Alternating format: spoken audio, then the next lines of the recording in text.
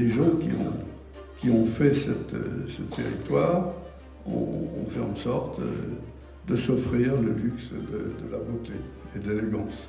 Mais dans la maison du peuple, qui était l'église du village, eh bien, on s'est offert aussi le luxe de faire des peintures murales. Et puis tout le travail qui a été fait depuis des années a permis de faire un inventaire de ce patrimoine.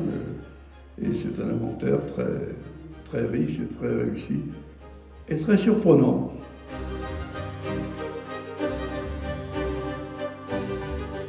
C'est le premier colloque que la communauté de communes organise en Haute-Saintonge, et tout particulièrement ces 2 journées d'études sur le recensement des peintures murales.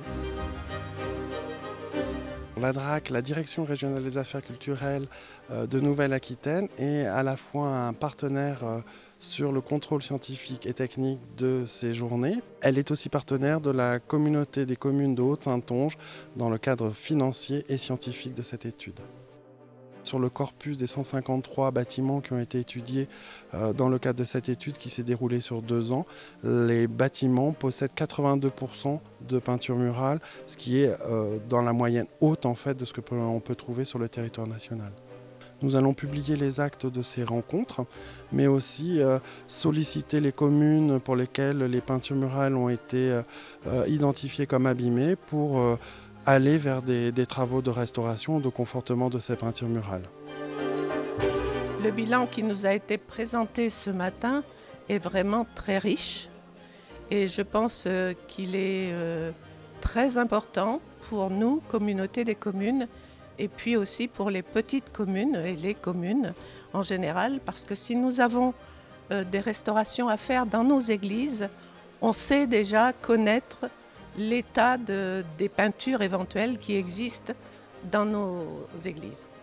Il reste donc aux communes de décider si elles entreprennent des restaurations de peintures ou pas.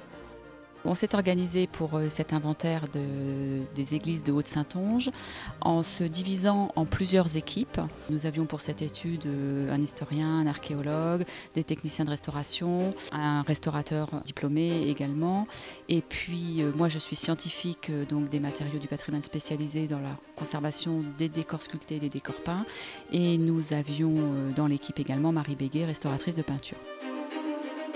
Le travail du restaurateur, c'est donc d'établir toutes les pathologies rencontrées, d'établir surtout le diagnostic, de savoir d'où viennent ces pathologies et ensuite d'établir un constat d'état. C'est-à-dire il y a une observation, il y a une documentation photographique qui est faite. En fait, on assure la conservation dans un premier temps. C'est-à-dire on élimine les sels, on fait les consolidations. Ensuite, vous avez l'état de présentation esthétique. En fait, une œuvre d'art, elle est faite pour être regardée par le plus grand public. Donc il faut essayer de la remettre au jour et essayer de la faire comprendre aux gens qui viennent visiter l'église. Parce qu'une peinture murale, elle est vraiment liée à l'architecture. On ne peut pas la dissocier. C'est-à-dire qu'il ne faut pas vouloir rendre une image perceptible sans l'intégrer au décor.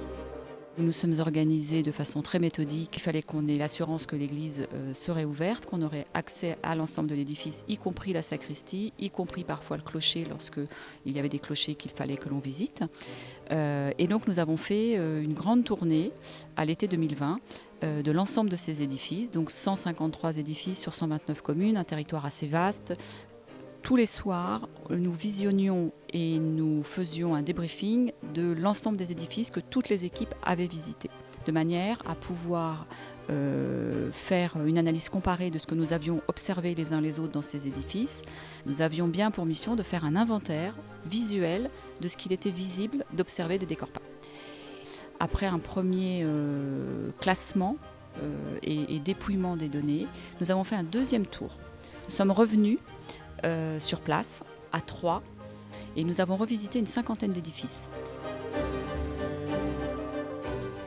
Donc avec le cabinet Sulou avec lequel j'ai l'habitude de travailler, en fait nous sommes très complémentaires et mon rôle a été l'observation, mais surtout de regarder l'état sanitaire ou la compréhension de certains décors, savoir s'il y avait une intervention d'urgence, savoir si on soupçonnait en fait une peinture murale sous-jacente. Il reste beaucoup à faire et il y a énormément à découvrir encore dans la région.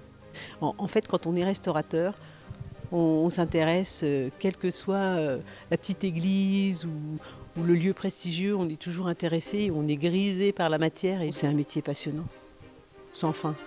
Je dirais que ce colloque, il a d'abord été pensé pour communiquer sur cet inventaire, qui est une commande remarquable de la part de la communauté de communes, assez exceptionnelle à l'échelle nationale. C'est évidemment beaucoup de travail et un engagement financier important pour la communauté de communes.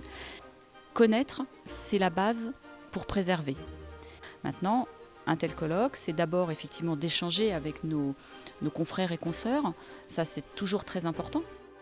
L'intérêt d'un tel colloque qui est ouvert à tous, c'est aussi de diffuser cette information. Il y a plein de choses à lire, à comprendre, à faire partager après à ses enfants, ses petits-enfants, cousins, cousines, etc.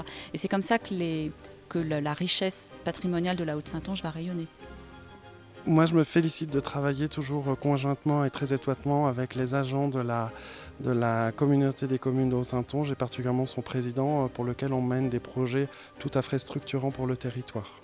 Les élus vont être sensibilisés par ces journées d'études et puis par l'inventaire que nous avons tous maintenant avec les fiches techniques qui nous ont été fournies. Car je pense que c'est quand même très riche. Voilà, et on a bien de la chance.